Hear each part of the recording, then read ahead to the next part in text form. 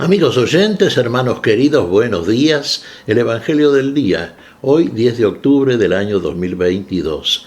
Aquí estamos Patricia y Miguel, este matrimonio cristiano, dispuestos a leer y comentar este Evangelio. Primero la lectura, Patricia. Evangelio de nuestro Señor Jesucristo según San Lucas, capítulo 11, versículos del 29 al 32. Al ver Jesús que la multitud se apretujaba, comenzó a decir: Esta es una generación malvada. Pide un signo y no le será dado otro que el de Jonás. Así como Jonás fue un signo para los ninivitas, también el Hijo del Hombre lo será para esta generación. El día del juicio, la reina del sur se levantará contra los hombres de esta generación y los condenará, porque ella vino de los confines de la tierra para escuchar la sabiduría de Salomón, y aquí hay alguien que es más que Salomón.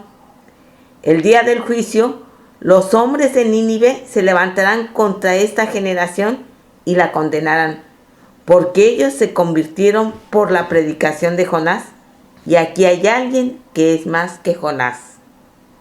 Palabra del Señor. Gloria a ti, Señor Jesús. Esta generación, sí, la generación contemporánea de Jesús, la generación que habitaba el pueblo de Israel. Bueno, acá había una multitud que se apretujaba, lo escuchaba, lo seguía. Bueno, lo que advertía Jesús con la claridad que solamente él puede advertir era que había mucha hipocresía en todo esto.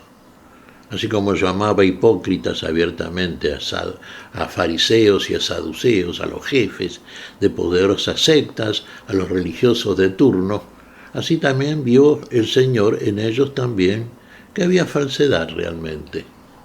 Por eso el ejemplo que va a poner, cuando tilda de generación incrédula, hipócrita, está realmente definiendo algo que es una realidad pura.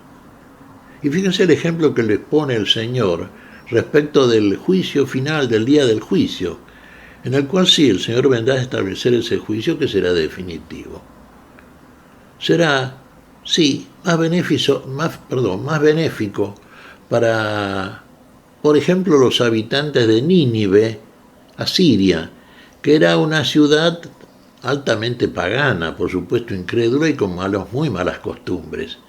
Sin embargo, se arrepintieron a la predicación del profeta de Dios, de Jonás el profeta. Y mucho más que el profeta es el Señor, Señor de los profetas, que ya no simplemente profetiza la verdad, que por otra parte viene del mismo, viene de la sabiduría, viene de la palabra, que desde el principio viene de Dios, sino que Él es la misma sabiduría. Él es el mismo cumplimiento de la profecía. ¿Y qué hizo Jonás? Y proclamó la palabra que Dios le mandaba decir en medio de un pueblo altamente incrédulo y pagano. Y se arrepintieron a la predicación de Jonás. Fíjese, un pueblo que realmente era considerado, por ejemplo, por los israelitas como un pueblo impío, inmundo, un pueblo incrédulo.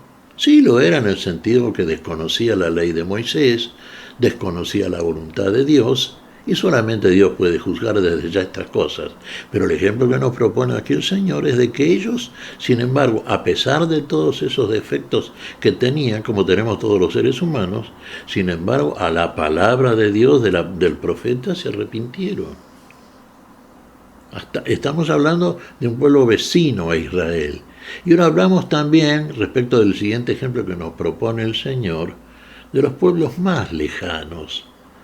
Por ejemplo, la reina de Saba, la reina del sur, sí, vino desde muy lejos a escuchar la sabiduría de Salomón. Y así como el Señor dice respecto de Jonás, que delante de ellos hay alguien que es mucho más que Jonás, bueno, delante de ellos también hay uno que es mucho más que Salomón.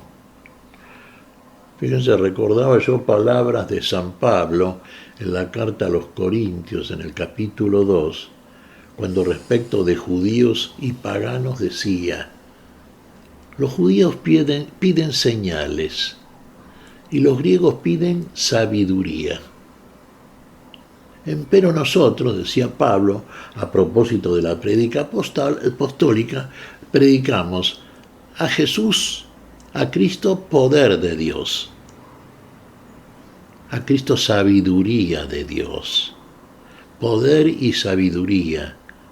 Así como Moisés les comunicó la sabiduría, Cristo era la misma sabiduría. ¿De quién hablaba Moisés si lo hubiesen leído bien? Si hubiesen advertido el espíritu que habitaba en Moisés, que enviaba a Moisés y que le hacía decir a Moisés las cosas que Dios puso en su boca y en su corazón. La ley que era de Dios, la llamada ley de Moisés, es de Dios, la ley es sabia, justa y buena. Moisés, por escrito, dejó registradas esas palabras, esos mandatos divinos. Pero acá estaba el mismo que había inspirado a los profetas y a Moisés, el mismo del cual hablaba Moisés y los profetas. Era mucho más que Moisés, era mucho más que los profetas, era mucho más que todos, era la vida, era la sabiduría, era el poder de Dios. Poder de Dios, sabiduría de Dios. No creyeron. Claro, uno diría, bueno, no quedaba sacrificio por hacer entonces. Si no creían al mismo que venía a ser la salvación y a ese no le creyeron, bueno, ¿de dónde pueden esperar una salvación entonces? Y manifiestamente no, hermanos. Y ahora el Señor ha venido a nosotros. El Señor ha hecho por nosotros todo lo que nosotros no podíamos hacer y que necesitábamos para poseer la vida que tenemos ahora por la esperanza en la fe en aquel que vino a hacer todo para todos y en todos. El Hijo de Dios. ¿Le creemos nosotros? ¿Lo seguimos verdaderamente? Siempre decimos esta frase de María, hacemos como Él nos dice. ¿Realmente es cierta nuestra fe? Que no es nuestra tampoco, es una donación de Dios. También esto es así. Dios nos comunica, nos dona, es un don de Dios, esa fe por la cual accedemos a la sabiduría y al poder de Dios. Hermanos queridos, no queda más nada por hacer, ya lo hizo todo en todos nosotros, el Señor, y lo sigue haciendo, y lo hará hasta el final de los tiempos, y en cada uno de nosotros, al final de nuestros días, hasta el final de nuestros días en este mundo temporal. Sígueme, palabras de Jesús, siempre, el mandato divino, el mandato del amor. Sígueme, somos capaces de amar al otro, somos capaces de amar a todos, de amarnos los unos a los otros, como nos amó el Señor con el amor que Dios instala en Cristo Jesús en cada uno de los corazones, de aquellos a los cuales llega con su palabra y el mensaje de la vida y de la salvación. Claro que somos capaces. Con el poder de Dios lo podemos hacer, y el poder de Dios lo tenemos por la fe, y la sabiduría divina por la misma fe. ¿Qué te parece, Patricia?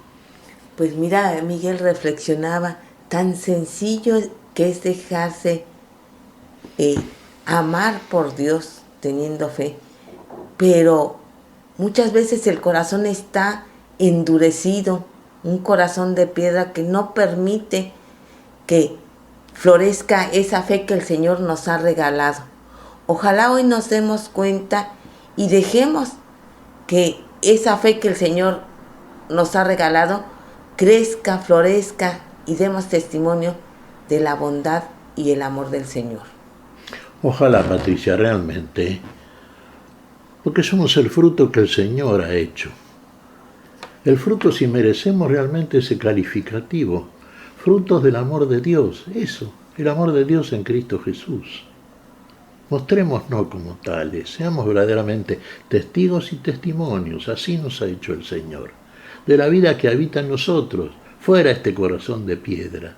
El Señor ya lo cambió por el amor que ha depositado en nosotros, en un corazón sensible, en un corazón de carne, en un corazón que es una habitación digna para el amor de Dios. ¿Qué te parece si agradecemos al Señor? Muy bien, Miguel. Te damos gracias, Padre Celestial, en el nombre santo de nuestro Señor Jesucristo. Te damos gracias, Padre, te pedimos perdón por nuestras faltas. Señor, pedimos tu bendición para este día, tu espíritu de fe, tu espíritu de amor, tu espíritu de verdadero testimonio. En tu nombre santo lo hacemos, lo pedimos, Señor. Por Jesucristo nuestro Señor. Amén. Y amén.